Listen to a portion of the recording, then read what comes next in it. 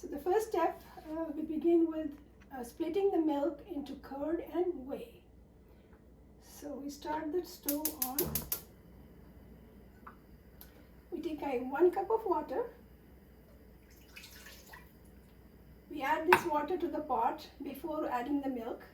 So when we add the milk will float on top of the water, and that will stop the milk from burning from underneath. Right now we are going to split 1 gallon of whole milk. When we do anything for the milk, we need to put the pot watcher. It helps the milk from boiling over. So put this inside the pot, upside down, and then we pour the milk. Second tip of boiling milk is you start with a low temperature.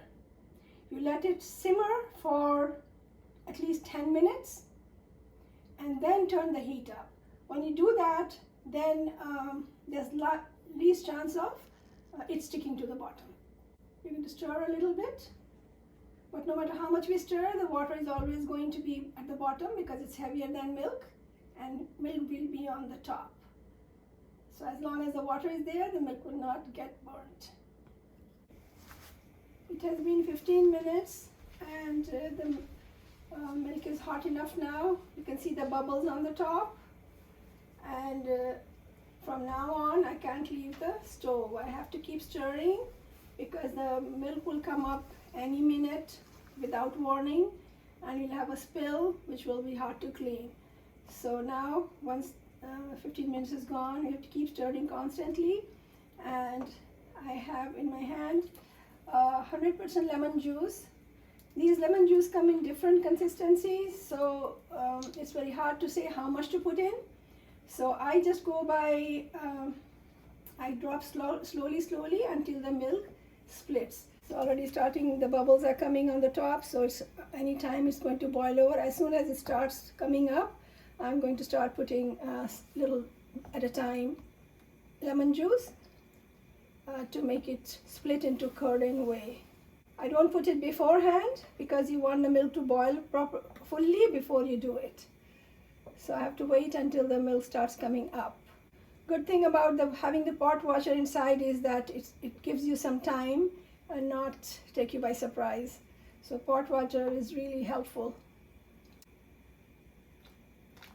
So I'll put small at a time, and when it starts splitting, then I will stop.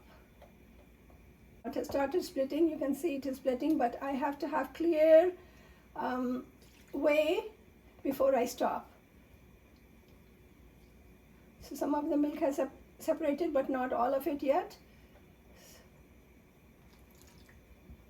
I have to watch the temperature because if it is too high, it's going to boil over too fast. I think it is separated. You can see the water is clear. The whey becomes clear, then it is ready. If you put too much of this in, then when you're making rasmalai, it might split the milk that you put in. There you go. So you can see very clearly the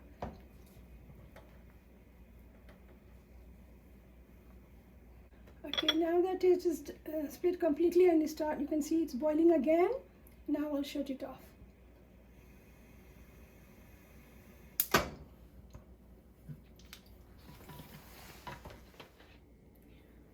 Now that it has split, now I have to strain it. Now you have to do it quickly before it gets cooled down, even though it's a little bit hard to manage. But if you wait for a minute or two and then do it, then some of the whey will remain. So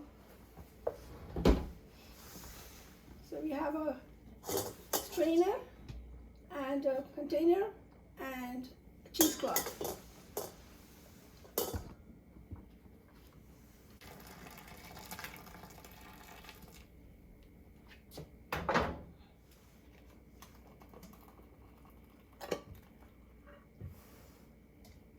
I usually do this in the sink because it's lower, but for the camera purpose I have to do it here. That's why it's a little bit more tricky. But you can see how there is no milk burnt at the bottom. Everything is clear.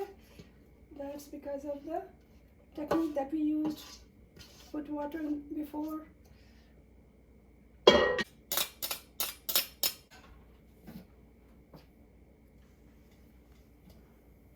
Now, hold the four corners, lift it up.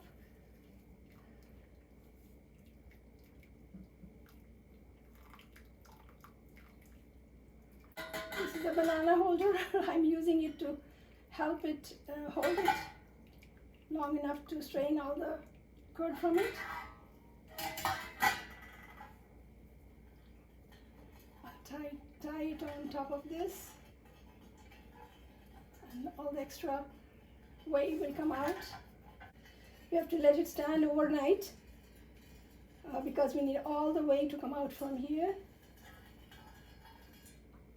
This whey, don't throw it away. You can use it for a week and you can drink. This has lemon and whey, both healthy, and you can just add a little bit of salt in your glass and drink it cold, or you can warm it and you drink it as a hot lemon drink, or you can put it in your dal. I don't use non-stick because they start losing the stickiness after a while. So I use stainless steel, and I put a little bit of this is avocado oil, any oil, and coat the bottom and all around the pan liberally,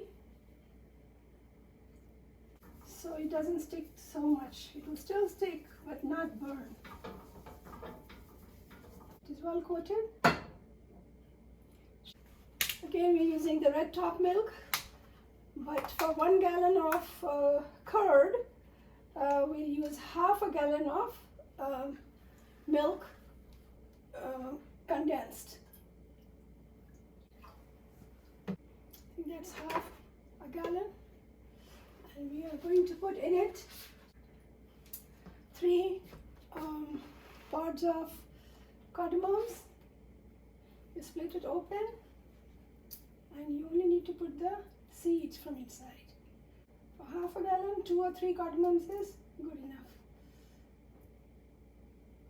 Sometimes you open the cardamom pods and you find that the seeds inside are not dark color anymore. Don't use those. They don't have the flavor left. Again, we're going to leave it on low heat for 10 minutes before we raise the temperature. And once we raise the temperature, then we have to be here constantly because it will have a chance of boiling over. It has been 10 minutes, so the milk is warm now, lukewarm.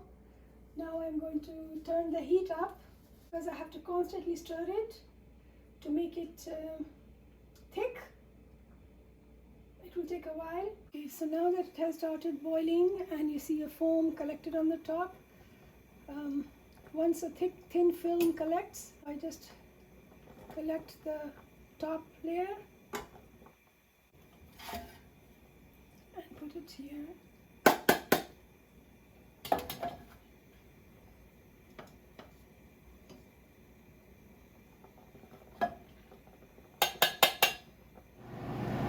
Keep stirring in the middle because we don't want anything to stick at the bottom, because if it sticks at the bottom it will give a burnt smell to the milk. So make sure we keep scraping off and nothing gets stuck. Temperature should be 2/3 high, and if any of the milk is sticking at the edge, we scrape them in. Okay, you can see that the milk has thickened a lot. It had reduced, and I have to reduce until it is 1/4 of the original amount. The malai is getting thicker. You see some milk is still sticking on the side, but that's okay. That much is tolerable. But as long as there's nothing stuck at the bottom to burn, it took about half an hour for the milk to get reduced to 1/4 of it. almost see the base of it, and I can see there's nothing stuck at the bottom. Okay, it is done. So how it is thick now.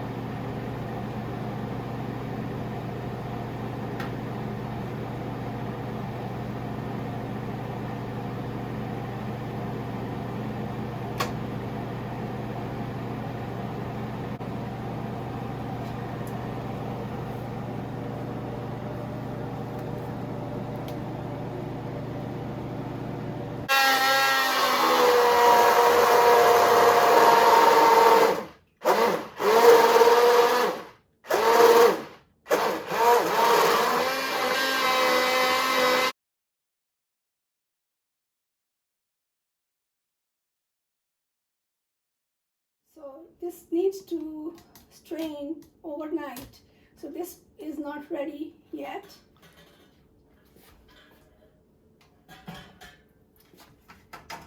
I have one that has been strained. When you open the cheesecloth, this is how it will come out from it.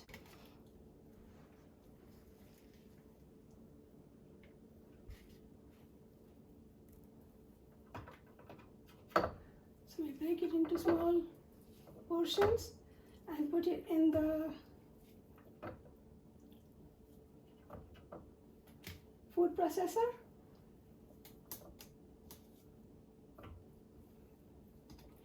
And this curd has to have no whey in it. If there is whey in it, then the chance of it splitting or disintegrating when I'm making the rasgulla is quite high. I'm going to put 1 teaspoon of plain flour, all-purpose flour, just to take off any moisture that may have still remained. Close the lid.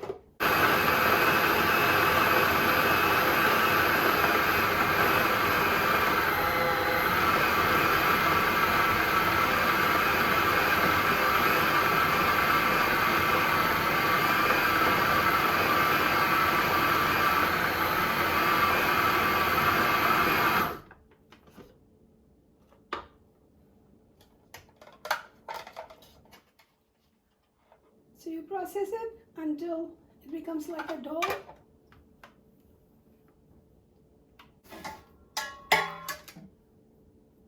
Divide into 3 equal parts to make it easy to count when we are making the balls. Roughly equal parts.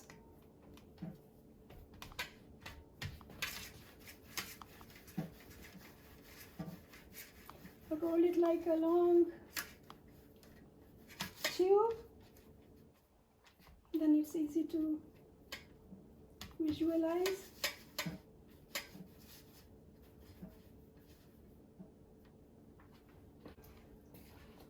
Cut it into 10 parts.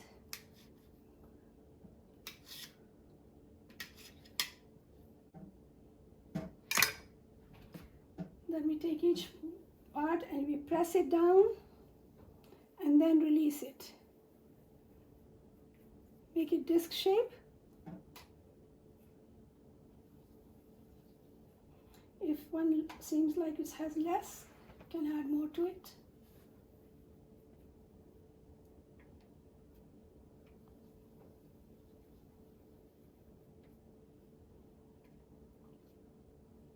So we have to make 30 from these 1 gallon.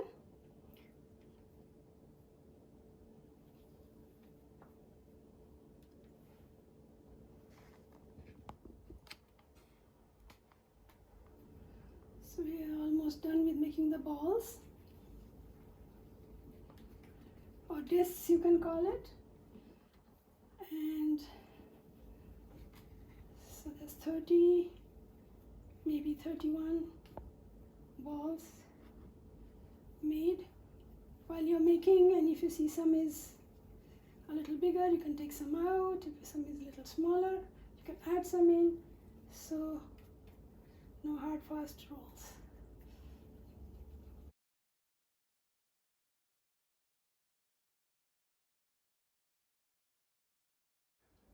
So we need a pressure cooker. You can use small pressure cooker or you can use bigger pressure cooker. The big pressure cooker will take the whole gallon at one time, so you save time. But if you have a small pressure cooker, then you will have to make it in 2 batch. Each batch would be 15. So in the pressure cooker, I'm adding 2 cups of sugar and 3 cardamoms.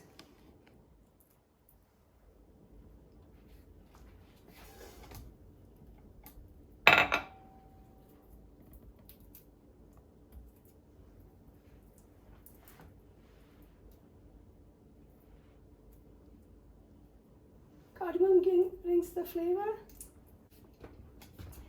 In the sugar, I'm going to add 2, 4,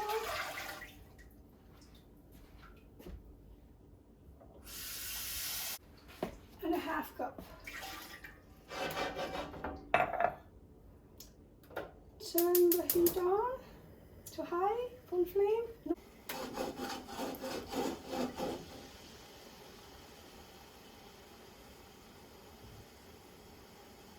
So in here is 2 cups of sugar and 4.5 cups of water. Bring it to boil until all the sugar is dissolved.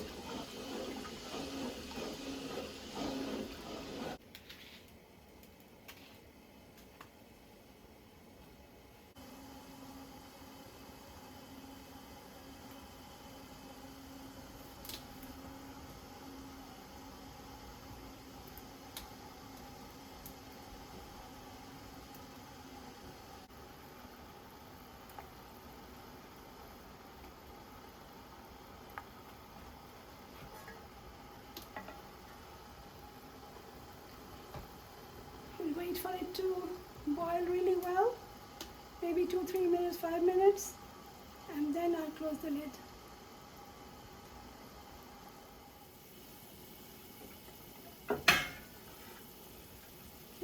All of it is boiling now really well.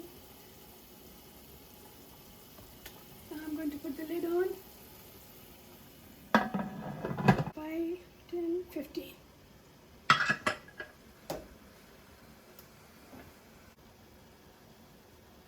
Once the pressure comes, put the timer on for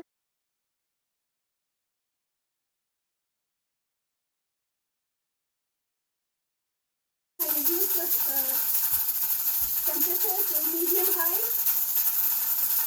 so as not to let too much steam come out. As long as maintaining the pressure, that's enough. And I will turn it off when the alarm goes off and take the pressure off and let it cool down before I open the lid. Okay, while it is doing that, I can start the next process. 1 cup of half and half. I put in the microwave for 2-3 minutes until it boils. Now the pressure is gone and I'm going to open the lid.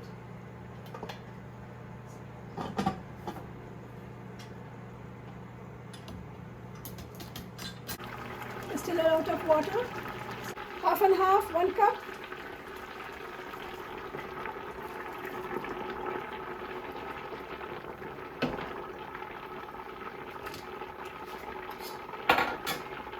We take a round spoon and I gently press each of the balls to release the syrup and absorb the half and half. If I press it too hard, it might break, and if I don't press it, then it might not absorb the milk. So you have to be gentle with it. I have to put it on the cold surface to let it cool down so it is easy to handle.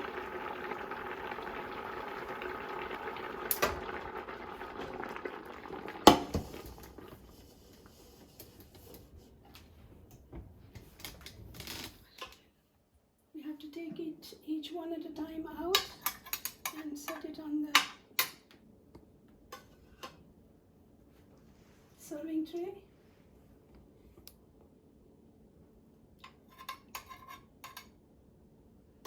Okay, you see there's a lot of milk and syrup still in here, but when I put that's the reason I have to make the condensed milk, because otherwise it will be too thin. But it is hot right now. As it cools down, it will absorb the excess. If you can't use all at one time and you want to store some, then you put it in here, the BPA-free Tupperware, and freeze it until it's time for use, and you can take it out and thaw it under room temperature. It's important that we don't let the milk, the Rasmalai cook in the milk for too long. So I'm going to let it reduce a little bit before adding it to here, because we don't want it to be too runny. But if you leave it in here while it is cooking, then it will become hard. Now this is the milk that we prepared. We had made thickened beforehand.